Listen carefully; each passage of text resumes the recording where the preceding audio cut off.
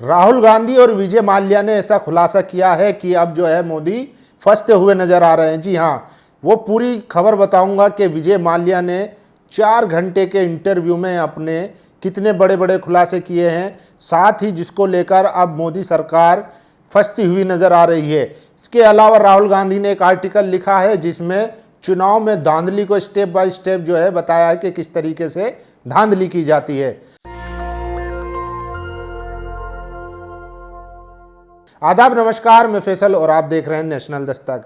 जी हाँ, तो खबर यह है कि राहुल गांधी ने पिछले दिनों भारत के कई प्रसिद्ध अखबारों में जो है एक लेख लिखा जिसमें उन्होंने बताया कि स्टेप बाय स्टेप जो है किस तरीके से चुनाव में धांधली की जा रही है। चाहे महाराष्ट्र के चुनाव हो, हरियाणा के चुनाव हो या दिल्ली के चुनाव हो, लगातार उनमें किस तरीके से वोट परसेंटेज को बढ़ाया जा रहा है और जो सामने वाले वोटर हैं उनको किस तरीके से कम किया जा रहा है।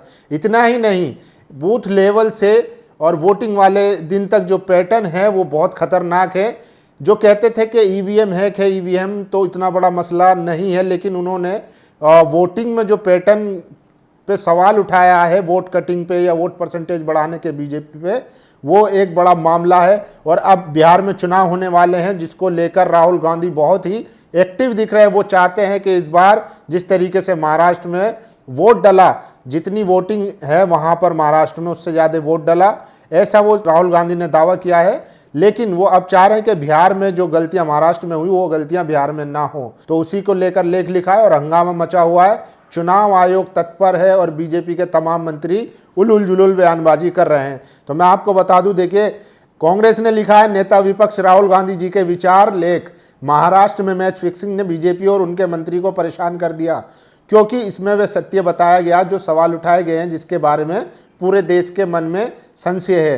पूरी बीजेपी मंत्री, सांसद, यहां तक कि पार्टी अध्यक्ष श्री जेपी नड्डा की उल जुलूल बयानबाजी कर रहे हैं। लेकिन विडंबना यह है कि भारत का चुनाव आयोग जो एक संवैधानिक संस्था है, उसने एक समाचार एजेंसी के माध्यम से एक बिना हस्ताक्षर वाला अनौपचारिक बयान जारी किया है जो चुनाव आयोग की बची कुची विश्वसनीयता को और ठेस पहुंचाता है। तो आप सोचिए कि जो चुनाव आयोग है वो भी बिना हस्ताक्षर के एक अखबार के जरिए अपना बयान देता है। अगर राहुल गांधी सवाल उठा रहे हैं तो चुनाव आयोग को आकर जो है इस बात का स्पष्टीकरण देना चाहिए या उनके खिलाफ कार्रवाई करनी चाहिए। लेकिन चुनाव आयोग भी जो है वो टस से मस नहीं हो रहा है। देखिए आगे लिखते हैं, ये बिल्कुल स्पष्ट है कि जो सवाल उठाए गए हैं उनसे चुनाव आयोग बेनकाब हो गया है और किसी भी जवाबदेही से बचना चाहता है। तथ्यों और आंकड़ों के आधार पर सवाल उठाए गए हैं, जवाब देने के बजाय चुनाव आयोग शब्दों का मायाजाल रचने की कोशिश कर रहा है। जब सब कुछ विफल हो जाता है तो हर बार की तरह वही पुराना पेतरा, सवालों को कानून का अनादर कह देने का काम किया गया। वास्तव में चुनाव आयोग का जवाब राहुल जी के लेख में कहीं इस बात की पुष्टि करता है। चुनाव आयोग ने विपक्ष के सभी सवालों का जवाब चुप्पी और आक्रामकता के साथ दिया है। यहाँ चुनावी जनादेश चुराने, लोकतंत्र को कमजोर करने के 5 कदम फिर से दोहराए जा रहे हैं जिनका चुनाव आयोग ने कोई जवाब नहीं दिया है। चुनाव आयोग की नियुक्ति के लिए पैनल में हेराफेरी, जो राहुल गांधी ने सवाल उठाए थे कि जो चुनाव आयोग है उसकी नियुक्ति के पैनल में हेराफेरी की है। सवाल यह है कि कोई भी किसी महत्वपूर्ण संस्थान में एक तटस्थ व्यक्ति कैसे मुख्य न्यायाधीश की जगह गृह मंत्री को क्यों नियुक्त करेगा। इस पर चुनाव आयोग चुप है। मतदाता सूची में फर्जी मतदाता जोड़ें। 5 साल में 31 लाख वोटों की बढ़ोतरी हुई, लेकिन 5 महीने में 41 लाख वोट कैसे बढ़ गए हैं। चुनाव आयोग ने पूरी मतदाता सूची को स्पष्ट, डिजिटल, पढ़ने योग्य साझा नहीं किया जिसे कोई भी नागरिक देख सके, जिस चीज़ की मांग कांग्रेस पार्टी फरवरी से कर रही है। तो देखिए, चुनाव मतदाताओं के जो फर्जी वोट बढ़ाने की बात है वो भी एक मुद्दा है। चुनाव आयोग का जवाब इस प्रश्न का उत्तर नहीं देता है। मतदान प्रतिशत बढ़ाए गए। लेख में कहा गया है कि 58% प्रोविजनल मतदान था, 66% अंतिम मतदान आंकड़ा था। अंतर 7.83 का। चुनाव आयोग के सामने आंकड़ों के अनुसार भी ये पिछले वर्षों की तुलना में कहीं अधिक था। तो जो आंकड़ा दिया राहुल गांधी ने वो भी है। चुनाव आयोग इस बड़े अंतर को स्पष्ट करने में पूरी तरह विफल रहा।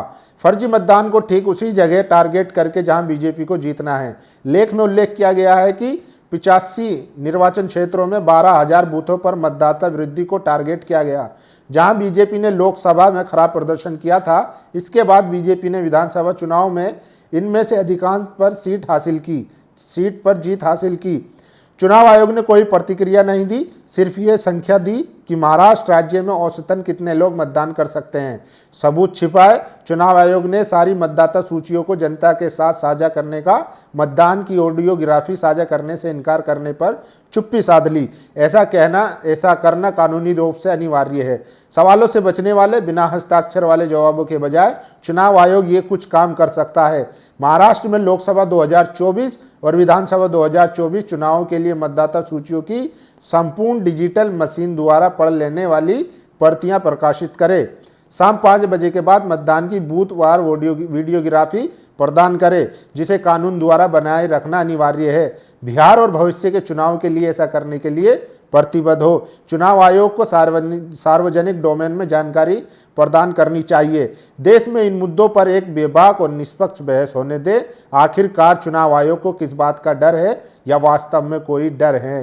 Question mark. तो ये सवाल उठाए हैं कांग्रेस ने, राहुल गांधी ने, कि आखिर जो चुनाव आयोग है वो इस तरीके के डेटा या उसकी वीडियोग्राफी उपलब्ध क्यों नहीं कराता है, जब आज इस देश में डिजिटलाइजेशन हो चुका है। सुप्रीम कोर्ट की हियरिंग ऑनलाइन होती है, दुनिया देखती है, हाई कोर्ट की ऑनलाइन हियरिंग होती है, सब वीडियोग्राफी दिखाई जाती है। तो फिर चुनाव आयोग इस आंकड़े को देने में क्यों असमर्थ है? ये सवाल है और सवाल जायज़ है, क्योंकि आने वाले बिहार विधानसभा में फिर से फर्जीवाड़ा होने की आशंकाएं भी राहुल गांधी जता रहे हैं। अब वहीं दूसरी बड़ी खबर यह है कि विजय माल्या ने 4 घंटे का राज समानी के साथ पॉडकास्ट किया है और उन्होंने खुलासा किया है कि जब वो देश छोड़कर जा रहे थे तो उस टाइम के वित्त मंत्री अरुण जेटली को उन्होंने बाकायदा बताया था कि मैं आज देश छोड़ रहा हूं, लेकिन बीजेपी ने वो सब नकार दिया था। लेकिन बाद में उन्होंने ये भी बताया कि बीजेपी ने नकार दिया था कि हमारी कोई बात नहीं हुई है,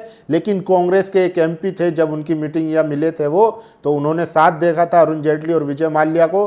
तब उन्होंने कहा, तब फिर बीजेपी ने एक्सेप्ट करी ये चीज़ कि हाँ विजय माल्या से मुलाकात हुई थी। तो विजय माल्या ने जो है इसके अलावा बहुत सारे खुलासे किए हैं। 4 घंटे का पॉडकास्ट है और 4 घंटे में आप समझिए कि उन्होंने कितने खुलासे किए होंगे। लेकिन सबसे बड़ी बात वही है कि 9,000 करोड़ रुपए लेकर भारत के आम नागरिकों के बैंकों से लोन लेकर भागने वाला विजय माल्या पॉडकास्ट करता है। लेकिन मोदी सरकार जो कह रही थी कि विदेशों में छिपा काला धन हम लाएंगे, वो विजय माल्या, मेहुल चोकसी, नीरव मोदी को पकड़ नहीं पा रही है। अब आप समझ लीजिए कि दोनों की मिली भगत है।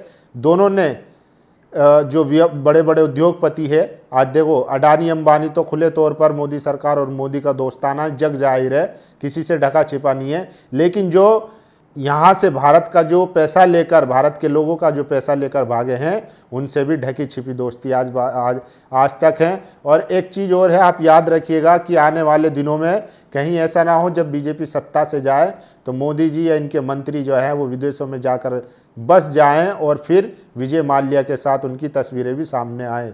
तो ये बड़ा सवाल है। और विजय माल्या ने जिस तरीके से खुलासा किया है, वो लग रहा है कि 4 घंटे का वीडियो देखने के बाद तो इतना समझ में आ रहा है कि विजय माल्या ने जिस तरीके से बातें की है कि उससे हमें लेने की ज़रूरत नहीं है, बल्कि हमको जो है, हम उसके कर्जदार हैं और उनको हमें पैसा देना चाहिए, जिस तरीके से उन्होंने बताया है, सफाई दी है।